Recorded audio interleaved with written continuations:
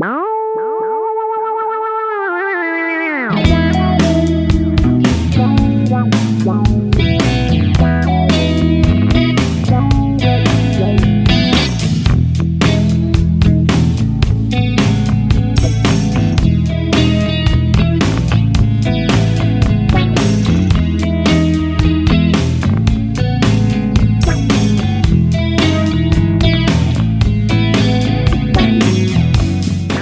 กทายสบายดีพ่อแม่พี่น้องทางไกลพบกันอีกแล้วเนาะ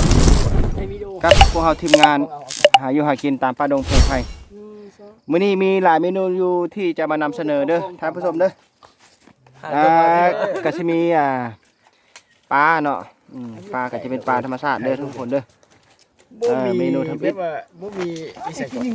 และก็มีเมนูที่2นี่เป็นตัวนกนี่เนาะตัวนกนะตอนนี้พวกเรากำลังทำการกะเกียมเพื่อที่จะปิ้งนี่ได้2-3ปิ้ง4ปิ้งแล้วนะนี่อันนี้ได้สนะบ่มันปิ้งโอ้ทางนั้นก็แม่นเด้เนาะอันนี้ก็ปิ้งอันน่ะเขาเอิ้นว่าปิ้งลูกโดดนะเนาะมื้อนี้เมนูเฮาหลากหลาย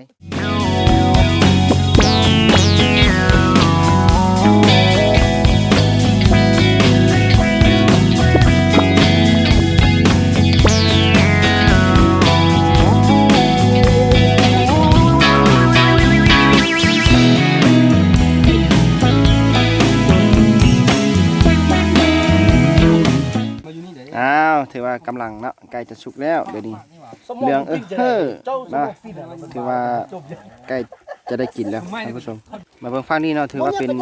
ปิ้งเนาะอันนี้ถือว่าเป็นปิ้งนกเนาะนี่นะนี่นก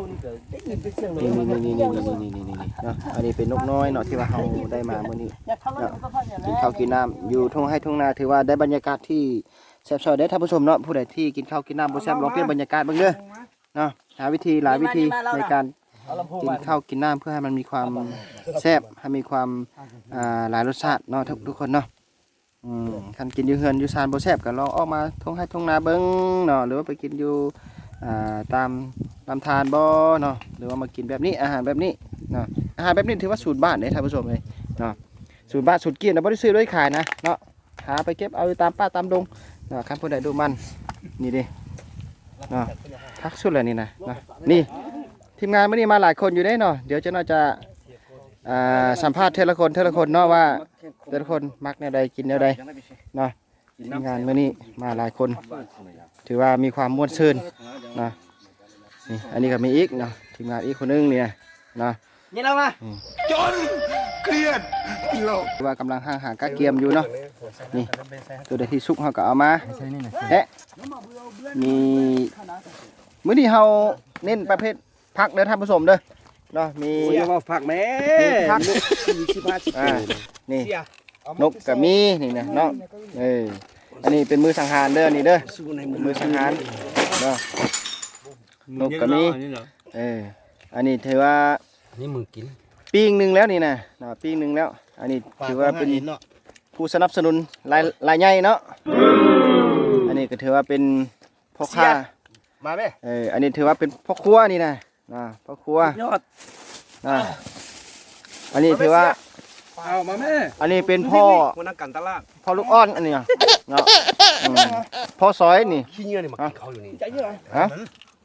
เอามาอีกแล้วอีกเป็นหนึ่งแล้วปิ้งป่าตัวนี้เนาะปิ้งป่าตัวนี้นี่เขา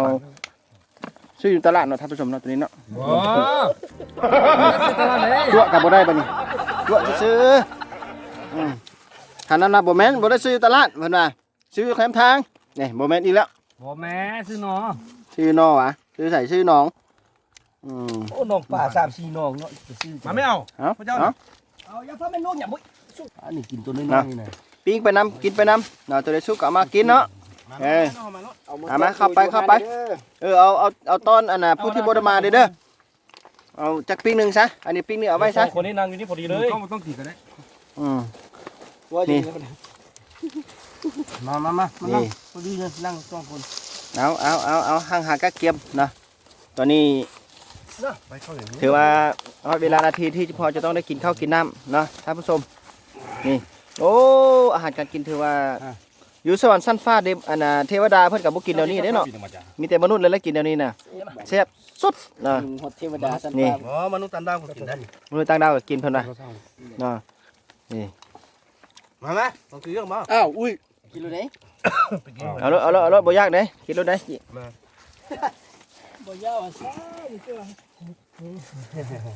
โอ้จานสั้นนี่บ่ได้กินข้าวเช้าเลยมีแต่แถวสั้นใหญ่กว่าหมู่ อ่ะมาเด้อท่านผู้ชมเด้อกินข้าวกินน้ำนำกันเด้อ เจริญอาหารเลย ตอนนี้บ่าวสารก็สิได้ เอาเล่าดิ ตัวนกก่อนเด้อ เลยจำระบบให้เจ้าทินเจ้าทานดิให้เพิ่นกินน้ำในโอ้เมียเขาเกี่ยวเครื่องให้แล้วให้แล้ววะเอาให้แล้วกันเลยเอานี่เอาเครื่องตัวนี้ กิ เรา นนก ใส่ กิน ร น ถ กนะ เราออกมา ไม่มาละ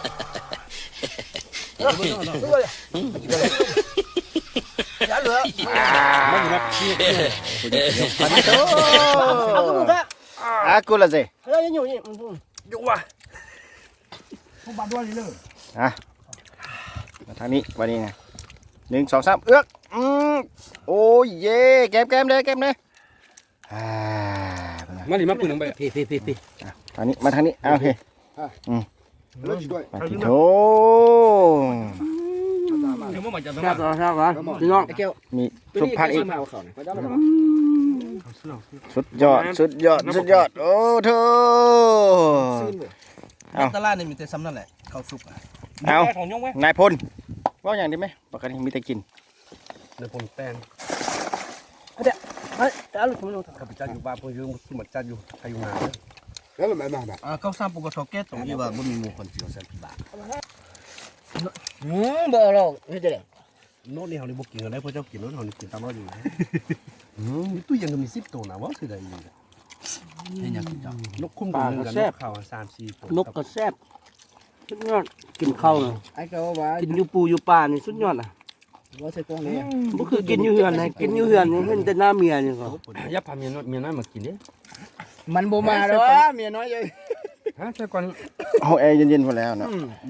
มีน้อย เอาเด้อเอาก็ได้ มาหลิมาเจี๊ยเนี่ย แซ่บๆสิเอานี่เข้าป่าดิสิ เอาตัวนี้บ ได้บรรยากาศได้อาหารแซ่บๆสิก็ต้องน้ำขาวๆสิน้ำจิตใจ น้ำจริงใจก๊อกใส่น้ เขาตุกมาใส่เที่ยวหน้าถังเที่ยวนั้นนี่นี้ถึงเมื่อเราไปตุกใ